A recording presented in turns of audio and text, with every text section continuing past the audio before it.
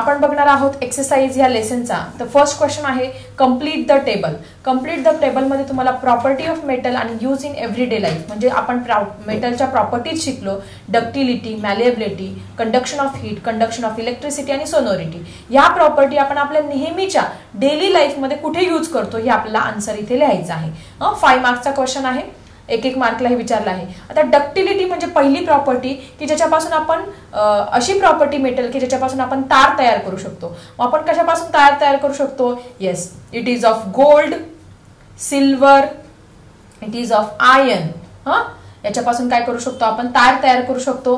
Gold आणि silver पासून आपण ज्वेलरी तयार करू शकतो, ऑर्नामेंट्स तयार करू शकतो. अशा पद्धतीने आपण लिहू शकतो याचा आन्सर. पुढे आहे मॅलिएबिलिटी. मॅलिएबिलिटी म्हणजे the property of metals to having the thin sheets. त्याच्यापासून आपण पातळ पत्रे तयार करू शकतो. मग आता डेली लाईफ मध्ये आपल्या कशाची थिन शीट्स असतात? तर ते असतात अल्युमिनियम शीट्स. अल्युमिनियम शीट्स बनवू शकतो. अजून आपण आयर्न शीट्स पण बनवू शकतो. लोखंडाचे पत्रे पण असतात. Okay, so aluminium sheets, iron sheets किंवा गॅल्वनाइज शीट्स. गॅल्वनाइज शीट सुद्धा आपण इथे आन्सर लिहू शकतो. ठीक आहे. पुढे कंडक्शन ऑफ हीट. हीटचं कंडक्शन होण्यासाठी आपण डेली लाईफ मध्ये मेटलचा कसा प्रकारे यूज करतो? तर आपले जे स्टेनलेस स्टीलची जी भांडी असतात ते सगळे काय असतात? हीट कंडक्ट करतात. त्याच्यात आपण कढईमध्ये भाजी शिजवत असतो किंवा कॉपरचे जे वेसल असतात त्याच्यामध्ये आपण स्वयंपाक करत असतो. हे सगळे काय आहे? डेली लाईफचे एक्झाम्पल आहे कंडक्शन ऑफ हीटचे. So you can write the stainless steel utensils और vessels. Stainless steel vessels, then copper vessels. अशा पद्धतीने तुम्ही लिहू शकता. पुढे आहे conduction of electricity. Electricity conduction करण्यासाठी आपण काय करू शकतो? कॉपर वायर्स ज्या आहेत त्या कॉपर वायर्स ज्या आहेत ते इलेक्ट्रिसिटी कंडक्ट करतात म्हणून आपण कॉपर वायर्स किंवा तुमचं अजून अल्युमिनियम वायर्स आहे हे सुद्धा एक्झाम्पल मध्ये तुम्ही लिहू शकता. पुढे आहे सोनोरिटी. सोनोरिटी म्हणजे नादमयता. आपली जी घंटा असते, शाळेची जी बेल असते ती काय करते? नाद निर्माण करत असते. आपण डेली लाईफ मध्ये कुठले कुठले एक्झाम्पल आहे? ब्रास आर्टिकल्स जे बनलेले आहेत ते काय करतात? सोनोरिटी दाखवत असतात, नाद तयार करत असतात ही भांडी. ठीक आहे. सो अशा पद्धतीने आपण क्वेश्चन नंबर 1 इथे क्लिअर केलेला आहे. So student, let's see the next question. Identify the odd term. म्हणजे आपल्याला गटात न बसणारा शब्द इथे शोधायचा आहे. Gold, silver, iron and diamond. आता हे तुम्हाला सगळे दिलेले आहे इथे. मग आता याच्यामध्ये आपल्याला ऑड मॅन आउट शोधायचा आहे. तर आपला आन्सर आहे diamond. Why diamond? Because gold, silver and iron all are the metals but diamond is a non metal. Diamond कशाचा बनलेला असतो? कार्बनचा बनलेला असतो. सो डायमंड काय आहे? Non metal. मग तुम्ही लिहायचं others are metal but diamond is not metal, that's why answer is a diamond. So आपलं फर्स्ट क्वेश्चन झालेला आहे. Second question, ductility, brittleness, sonority and malleability. आता आपण सगळं शिकलो की ductility, malleability, sonority all these are the properties of metals. या सगळ्या मेटलच्या प्रॉपर्टीज आहे. पण ब्रिटलनेस म्हणजे ठिसूळपणा. खडू कसा ठिसूळ असतो किंवा काच कशी ठिसूळ असते, पडल्या पडल्या फुटते. मग brittleness this is not property of metal. This is not property of metal. ही मेटलची प्रॉपर्टी नाही. मग तुम्ही लिहू शकता this is not property of metal, others are the property of metal. Okay, let's see the next question. Next question काय आहे? Carbon, bromine, sulphur and phosphorus. मग आता याच्यामध्ये बघा काय दिलेलं आहे तुम्हाला? Carbon, bromine, sulphur and phosphorus मध्ये कार्बन, सल्फर आणि फॉस्फरस हे सगळे काय आहेत? हे सॉलिड स्टेट मध्ये. All these are in the solid state म्हणजे ते स्थायी रूप अवस्थेमध्ये असतात नॉर्मल टेम्परेचरला. पण ब्रोमीन काय असतं? Bromine is in the liquid state. ते सामान्य तापमानाला काय असतं? ब्रोमीनचं वॉटर असतं. That's why odd man out is a bromine. Carbon, sulphur, phosphorus are the solids and bromine is a liquid. Next one, brass, bronze, iron and steel. आता तुम्ही जर याचा विचार केला तर brass is alloy, bronze is also alloy, steel is alloy but iron is a metal. Iron काय आहे? Metal आहे. अदर्स काय आहे तुमचे? Alloy. Other are the alloys. Alloys म्हणजे 2 किंवा अधिक मेटल ज्यावेळेस एकत्र येऊन नवीन पदार्थ तयार होतो त्याला काय म्हणतो आपण? अलॉय म्हणत असतो. ब्रॉन्झ, ब्रास आणि स्टील हे अलॉईज आहे. आयर्न फक्त अलॉय नाही. So in this way we completed question number 1 and question number 2. Now we have to see the question number 3. Write scientific reason. तर first question is the stainless steel vessels in the kitchen have copper coating on the bottom. तुम्ही बघितलं असेल की तुमच्या घरामध्ये पातेले आहेत. त्या पातेल्याला खाली कशाचं कोटिंग आहे? तर ते कोटिंग आहे तुमचं कशाचं? कॉपरचं कोटिंग आहे. मग का केलेलं असेल बाळांनो? याच्या मागे काय सायंटिफिक रिझन आहे? चला बघूया याचं आन्सर. सो स्टुडंट, बरेच विद्यार्थ्यांनी रिक्वेस्ट टाकली आहे की टीचर आम्हाला शॉर्टमध्ये आन्सर द्या आणि पॉईंट्स वाईज. तर मी तुमच्यासाठी खास या नोट्स तुमच्यासाठी बनवले आहेत. हे आन्सर आहे. तर पहिला क्वेश्चन होता आपला स्टेनलेस स्टील व्हेसलचा.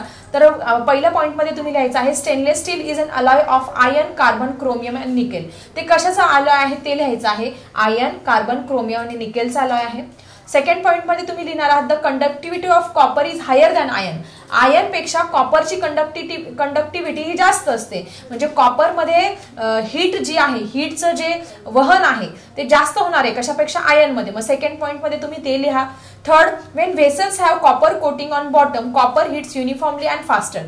ज्यावेळेस त्या पातेल्यांना तुमच्या कॉपरचं बूड असणार आहे ते पटकन तापणार आणि युनिफॉर्मली ती हीट सगळीकडे काय होणार आहे, पास होणार आहे. So the time for cooking get reduces. त्याच्यामुळे कमी वेळेमध्ये आपलं अन्न जे आहे ते शिजणार आहे. As a result fuel get save. आणि आपला जो गॅस वाचणार आहे, आपलं इंधनाची बचत होणार आहे. याच्यामुळे काय असतं, the stainless steel vessels in the kitchen have copper coating on the bottom. ठीक आहे, हा क्वेश्चन बघितला आहे. So student, let's see the next question. Next question आहे copper and brass vessels are clean with a lemon. तुम्ही पण बघितलं असेल घरामध्ये तुमच्या की मम्मी जे आहे देवाची भांडे लेमन आणि त्याच्यामध्ये लिंबू आणि त्यात मीठ टाकत असते किंवा चिंचेचे आणि मिक्स करून ते भांडे चकाचक घासत असते. का करत असतात याच्या मागे सायंटिफिक रिझन चला समजून घेऊया. When copper and brass vessels reacted with oxygen present in the air, it forms black copper oxide. ज्यावेळेस कॉपरची आणि ब्रासची भांडं हवेतल्या ऑक्सिजन बरोबर रिॲक्ट होतात त्यावेळेस काय होतं, त्यांच्यावरती ब्लॅक कॉपर ऑक्साईडचा लेअर हा तयार होत असतो. This copper oxide react with carbon dioxide in the air to forms a green coats on vessel. तुम्ही बघितलं असेल त्याच्यावरती ज्या तांब्याच्या भांड्यांवरती ग्रीन कोटिंग येत असतं. ऍक्च्युअली काय होत असतं, त्याचा पहिले हवेतल्या ऑक्सिजन बरोबर रिॲक्ट होऊन कॉपर ऑक्साईड तयार होत असतो. हा कॉपर ऑक्साईड परत हवेतील कार्बन डायऑक्साईड बरोबर रिॲक्ट होतो and it forms a green coating. त्या तांब्याच्या भांड्यावरती काय होत असतं, ग्रीन कोटिंग तयार होत असतं.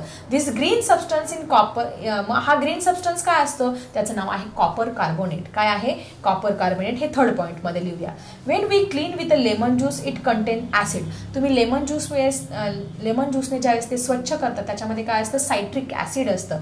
मग हे जे सायट्रिक ऍसिड आहे ते आणि कॉपर कार्बोनेट यांची केमिकल रिॲक्शन होते. ज्यावेळेस आपण ते घासतो त्याच्यावरती केमिकल रिॲक्शन होते आणि ते सायट्रिक ऍसिड मध्ये हा कॉपर कार्बोनेट मिक्स होतो आणि ती भांडी मग चकाचक निघत असतात.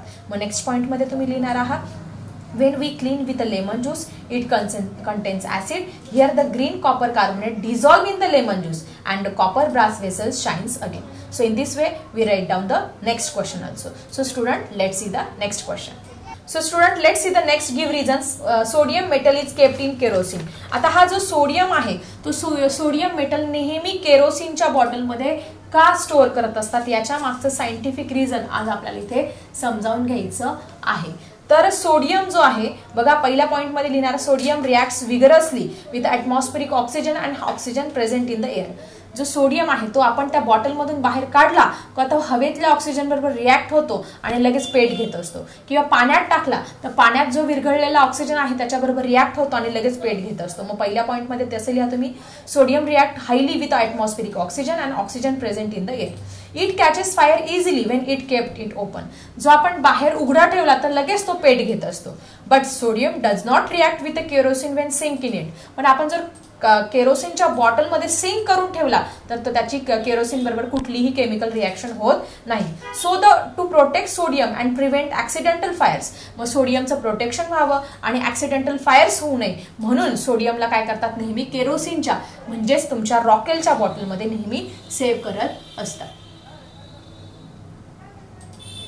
तर आपण बघणार आहोत fourth question, answer the following question. मग आता पहिला क्वेश्चन काय आहे तुमचा समजून घेऊया. What is done to prevent corrosion of metals. म्हणजे मेटलचं करोजन होऊ नये, गंजू नये म्हणून काय केलं पाहिजे. चला बघूया याचा आन्सर. सो फर्स्ट पॉइंट मध्ये तुम्ही लिहिणार आहे we apply layer of oil paint. आपण कपाटाला किंवा कुठल्याही लोखंडाच्या वस्तूला रंग दिल्यानंतर ती गंजत नाही त्याच्यासाठीच म्हणून काय केलं पाहिजे, ऑइल पेंटचा यूज केला पाहिजे. Grease on the surface of metal to prevent corrosion. हा फर्स्ट पॉइंट लिहा तुम्ही. Iron is plated with a zinc layer. Iron वरती तुम्ही झिंकचा लेअर देऊ शकता त्याच्यामुळे आयर्न गंजणार नाही. Electroplating is also done. Electroplating म्हणजे एका मेटलवरती दुसऱ्या मेटलचा लेअर देणे, कशासाठी, ते गंजू नये म्हणून तुम्ही हा पण उपाय करू शकता. आणि फोर्थ मध्ये काय होत असतं ऑइल पेंट केलं किंवा इलेक्ट्रोप्लेटिंग केल्यामुळे काय होत असतं की ज्याच्यामुळे ते लोखंड गंजत नाही किंवा ती वस्तू गंजत नाही. Due to this process the contact of metal surface with air is lost and corrosion is prevented. म्हणजे आपण ऑइल पेंट दिल्यामुळे किंवा इलेक्ट्रोप्लेटिंग केल्यामुळे तो जो मेटल आहे, एखाद्या लोखंडाचं कपाट आहे, त्याचा हवेशी संपर्क येत नाही, डायरेक्ट संपर्क येत नाही. कशामुळे? त्या ऑइल पेंटमुळे. आणि त्याच्यामुळे ते लोखंड गंजत नाही, ते कपाट काय होत नाही, गंजत नाही. सो अशा पद्धतीने हे 4 पॉइंट्स तुम्ही आन्सरमध्ये लिहू शकता. So student, let's see the next question. Next question काय आहे? What are the metals that makes the alloys brass and bronze. Brass आणि ब्रॉन्झ हे कशापासून बनलेलं आहे? सिंपल क्वेश्चन आहे. Brass is made up of copper and zinc, लिहा तुम्ही, आणि bronze is made up of copper and tin. फक्त ब्रास आणि ब्रॉन्झ मध्ये कन्फ्युजन करू नका. ब्रास हे झिंक पासून असतं, लक्षात ठेवा, आणि ब्रॉन्झ मध्ये टीन असतं. Okay. Next question. What are the uses of noble metals. Noble metals म्हणजे राजवायू, यांचे उपयोग काय आहे? आपण ऑलरेडी शिकलो आहोत नोबेल मेटल्स. पुढे बघा. What are the uses of noble metals. Gold, silver, platinum are use to prepare ornaments and jewellery. सगळ्यात पहिला तुम्ही तर हा इझिली लिहू शकता की यांचा उपयोग दागिने बनवण्यासाठी होतो. नोबेल मेटल्स मध्ये गोल्ड, सिल्वर आणि platinum. Silver is use in a medicine. सिल्वरचा मेडिसिन मध्ये यूज करतात. Gold and silver are also use to make metals and few electronic devices. काही जे इलेक्ट्रॉनिक डिव्हाइसेस आहेत त्याच्यामध्ये सुद्धा गोल्ड आणि सिल्वरच्या वायर्सचा यूज होतो. Platinum, palladium metals are use in as a catalyst. कुठल्याही केमिकल रिॲक्शनची स्पीड वाढवण्यासाठी कॅटलिस्ट म्हणून प्लॅटिनम अँड पॅलॅडियम या नोबेल मेटलचा इथे यूज होत असतो. So in this way we complete question number 4 also. याच्यामधले हे 4ही क्वेश्चन बघितले आहेत. आता आपण बघणार आहोत आपला क्वेश्चन नंबर 5. आता ह्या क्वेश्चन नंबर 5 मध्ये काय दिलेलं आहे बघा तुम्ही. 3 experiment to study the process of rusting of given below. म्हणजे कुठलाही पदार्थ कसा गंजतो याचा एक्सपेरिमेंटली स्टडी करण्यासाठी तुम्हाला हे 3 टेस्ट ट्यूब दिलेले आहे बघा. आता पहिल्या टेस्ट ट्यूब मध्ये काय दिलेलं आहे, इथे हवा आहे आणि इथे काय दिलेलं आहे, एक नेल लोखंडाचा खिळा ठेवलेला आहे, त्याच्यात पाणी ठेवलेलं आहे. नंतर दुसऱ्या टेस्ट ट्यूब मध्ये तुमच्या इथे वरती ऑइल टाकलेलं आहे आणि इथे बॉइल्ड वॉटर आहे. आणि तिसऱ्या टेस्ट ट्यूब मध्ये कॅल्शियम क्लोराईड आहे आणि ड्राय एअर आहे, दुसरं काहीच नाही. मग ह्या 3ही एक्सपेरिमेंट मधून आपल्याला काय शिकायला मिळतं हे याचे आन्सर्स आपल्याला इथे बघायचे आहे. सो स्टुडंट, फर्स्ट क्वेश्चन काय बघा. Why the nail in the test tube 2 is not rusted. Test tube 2 मधला लोखंडाचा खिळा का गंजत नाही असं त्यांनी विचारले. मग काय दिलेलं आहे तुमच्या टेस्ट ट्यूब 2 मध्ये, तुमचं बॉइल्ड वॉटर आणि ऑइल आहे. मग याच्यामुळे काय होत असतं बघा. In the test tube 2 oil cuts the supply of air to nail due to which oxidation of nail is prevented and boiled water is free from gases. Hence nail in the test tube 2 is not rusted. म्हणजे हा बाहेरून येणारा जो air आहे, ह्या एअरचा आणि ह्या लोखंडाचा कॉन्टॅक्ट होत नाही. कशामुळे? यामध्ये ऑइल प्रेझेंट असल्यामुळे. आणि त्याच्यामुळे काय होतं, रस्टिंग प्रिव्हेंट होत असतं, त्याचं तो गंजत नाही. आणि बॉइल्ड वॉटर जे असतं ते गॅसेस फ्री असतं. आपण उकळलेलं पाणी का पितो? कारण ते जंतुरहित असतं, त्याच्यात कुठलाही गॅस नसतो. मग हे बॉइल्ड वॉटर असल्यामुळे आपण जर त्याच्यात जरी ठेवला तरी तो लोखंडाचा खिळा गंजत नाही. या ऑइलमुळे काय होतं, बाहेरच्या हवेशी त्याचा संपर्क येत नाही. त्याच्यामुळे टेस्ट ट्यूब 2 मधला जो खिळा आहे तो गंजलेला दिसत नाही. So you have to write down the answer in this way. In the test tube 2 oil cuts the supply of air nail due to which oxidation of nail is prevented and boiled water is free from the gases. Next question आहे. Why is the nail in the test tube 1 is rusted highly? पहिल्या याच्यामधला जो खिळा आहे तो लगेच का गंजतो? साधी गोष्ट आहे. बाहेरचं जी एअर आहे तिचा आणि ह्या पाण्यातला जो खिळा आहे याच्याशी काय होतं, रिॲक्शन होते, ऑक्सिडेशन होत असते. आणि आयन ज्यावेळेस ऑक्सिजनशी रिॲक्ट होतं तेव्हा आयन ऑक्साईड तयार होत असतं आणि त्याच्यावरती तुम्हाला रेडिश रंगाचा रस्टिंग हे बघायला मिळेल. The nail in the test tube 1 is highly rusted because the nail is in contact with water and air and the oxidation process is fast. त्याच्यामुळे ऑक्सिडेशन प्रोसेस काय होत असते, फास्ट होत असते आणि तो खिळा काय होत असतो, गंजत असतो. नेक्स्ट क्वेश्चन काय आहे बघा. Would the nail in the test tube 3 get rusted? तिसऱ्या टेस्ट ट्यूब मधल्या खिळ्याला काय होतं? काहीच होणार नाही, काहीच चेंज होणार नाही, कारण तिथे काय नाही, पाणीच नाहीये. Okay, no changes is observed in the test tube 3. Nail remains as it is because the calcium chloride absorb moisture. Calcium chloride टाकल्यामुळे काय होत असतं, तो त्या ड्राय एअर आहे त्याच्यातला सगळा मॉइश्चर काय करतो, ऍब्सॉर्ब करून घेतो, मेकिंग द एअर ड्राय. त्या एअरला ड्राय करतो and then preventing the rusting of the nail. आणि त्याच्यामुळे तो काय करतो, हवेतला सगळा ह्या एअर मधला जे मॉइश्चर आहे ते शोषून घेतल्यामुळे हा खिळा काय होतो, गंजत नाही. सो अशा पद्धतीने आज आपण पूर्ण एक्सरसाइज इथे कंप्लीट केलेली आहे. कसा वाटला आजचा व्हिडिओ जरा कमेंट मध्ये लिहा. जर तुम्हाला फायदा होत असेल तर नक्की लाईक करा आणि तुमच्या फ्रेंड्ससोबत सुद्धा शेअर करा. चला भेटूया अशाच इंटरेस्टिंग टॉपिकसह नेक्स्ट व्हिडिओमध्ये. आता मी थांबते. Bye everyone.